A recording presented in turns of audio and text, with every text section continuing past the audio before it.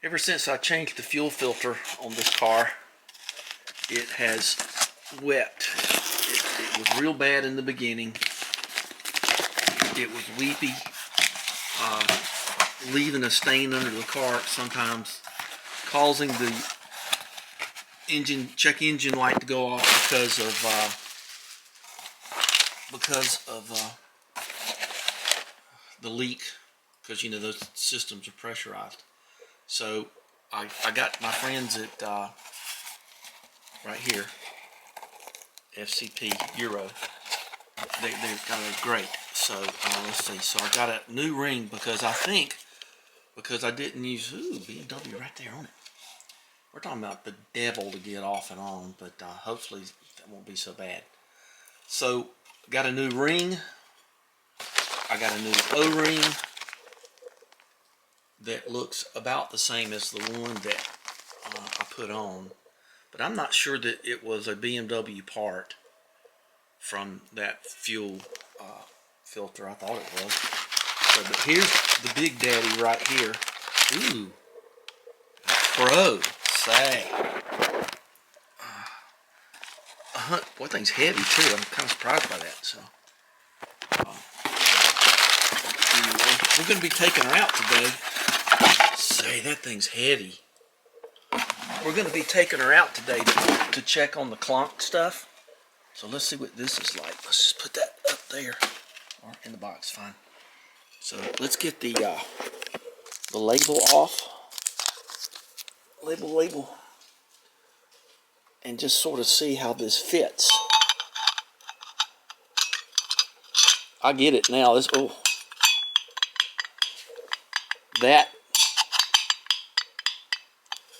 That's the heat right there. So I'm for that. Let me show this to, let me take a little video on my phone and share this with Mick. Dadgum, how nice.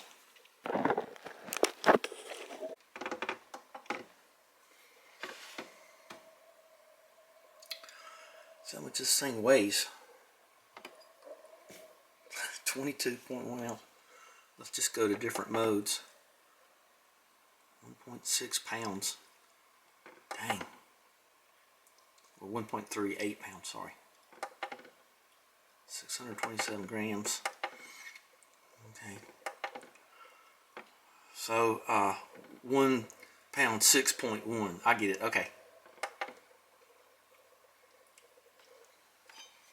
Drop that on your tiles, you're going to break them. That's a nice thing. Well, here we are again. I disconnected the battery, but I don't think it's going to matter any.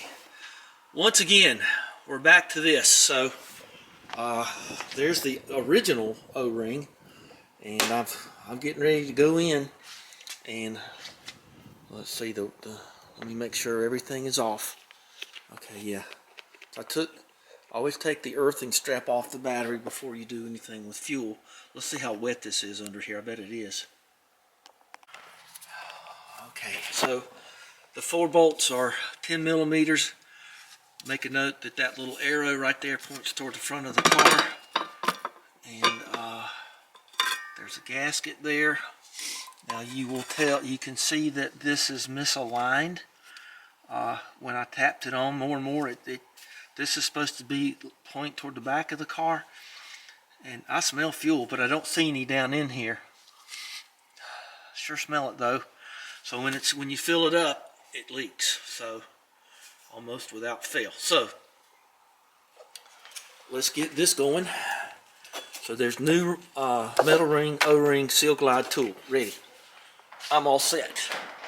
So now you know why there's the little opening there. Okay, so there that is. All right, and we'll just unscrew it. So let's just see what we find. I want to use both hands here. That's ridiculously easy as compared to whack-a-mole trying to get it to work. So, I mean, that's crazy how easy that is.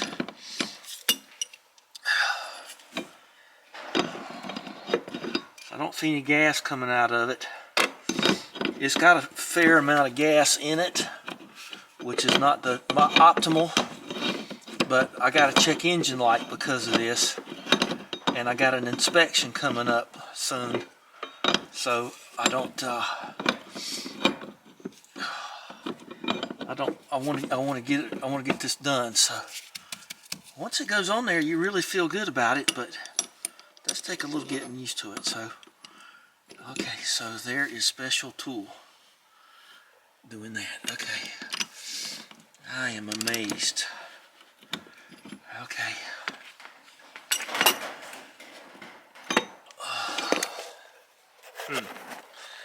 I'm looking for gas. Gas starts leaking out. I'm gonna have to tighten it down. Forget this.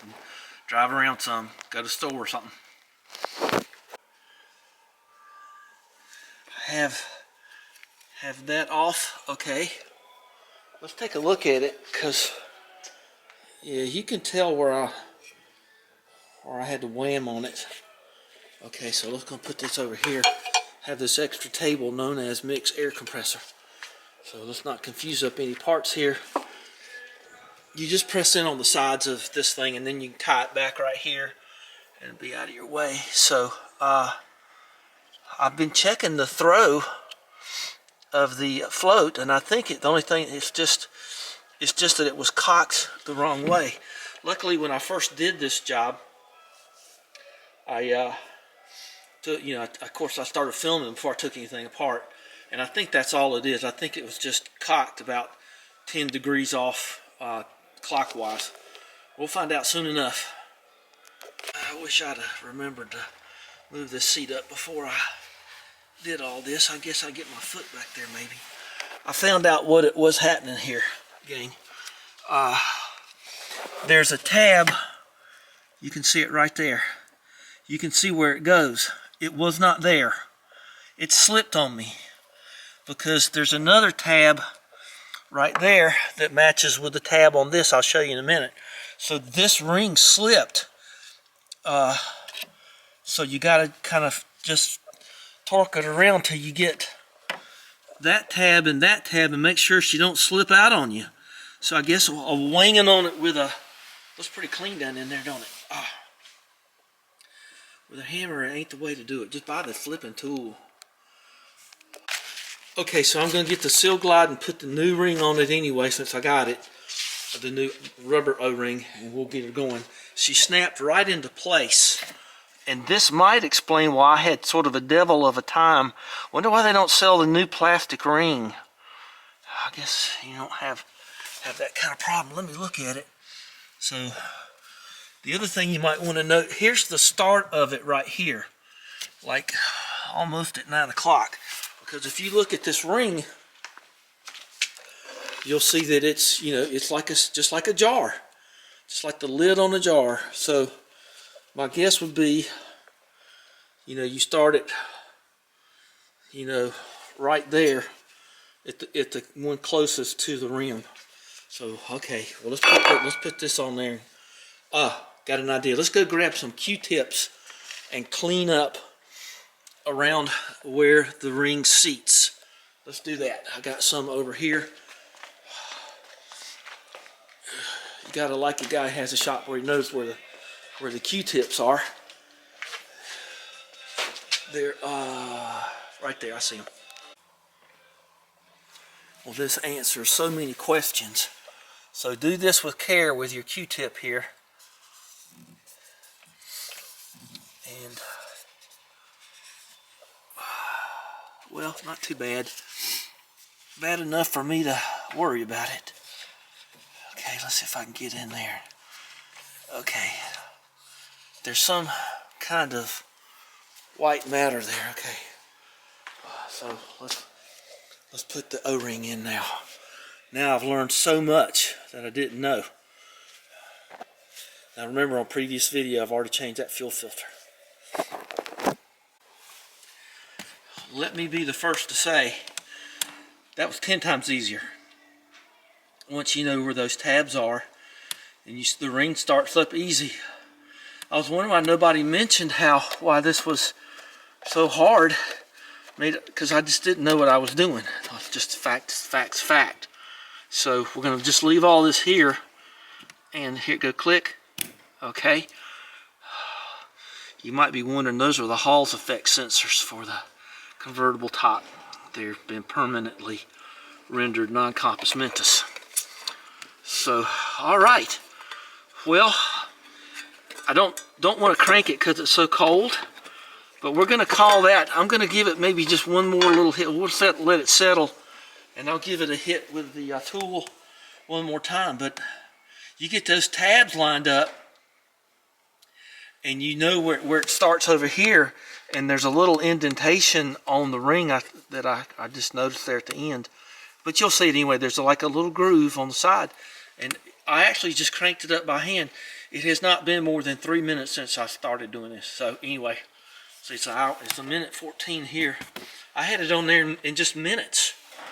So boy, the trick to that thing, huh? Found it. All right, let's make sure this was an evaporative problem. So I got the old Foxwell plugged in here. So everything will have to be reset. So, okay. All right, let's accept. Everything's wrong there. Let's see. So let's see, diagnostics. Turn the fan off. Okay, America, but we got a European car. Okay, loading data, please wait. You didn't borrow Laura's Mercedes. Okay, smart VIN. Okay. Okay.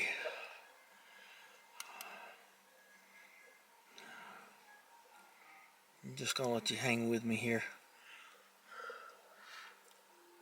So it's 44. Okay, please input VIN manually. Okay. I don't want to do that. Well, I'll just tell you if it's one way or the other. Okay. Okay, system passed. No faults found. So took a good 10 minutes to clear all that stuff out, but I did. There's all kind of stuff about the top and all that stuff, so I already know about that, so it's no big thing. This thing here's been here for years, so I've tried to fix it, so we're not going to do that anymore. So there are no codes to clear. Let's just try it one more time. So all I got to do now is set the clock, and so all done. So give us a thumbs up. I don't think you will watch me load the clock in. It looks like the fuel's registering correct now. So we'll see if that's true or not. But I'm glad to see it at 3/4 because that's about right. Because before I disconnected the battery, I had about 100 miles on that full tank of gas. And that would be just about, it gets about 400 something miles to range in one full tank. So that looks right. So we'll be fine. So I'm going to see if I can clear that off right there. Like I said, I really don't want to start it. So might just call it quits. Okay, well, let's call it quits. And thanks for spending time with me. And this has been a long time coming.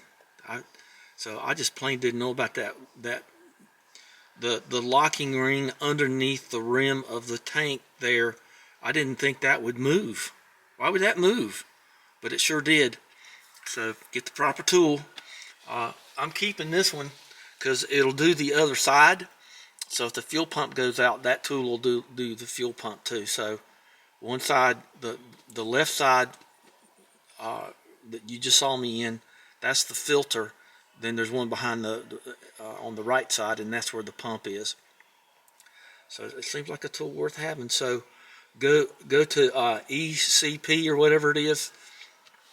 I'll type it in the doodly wop down there and get that tool. If you're going to do this, it's the only way to fly. All right, bye-bye. It's a rhyme every time.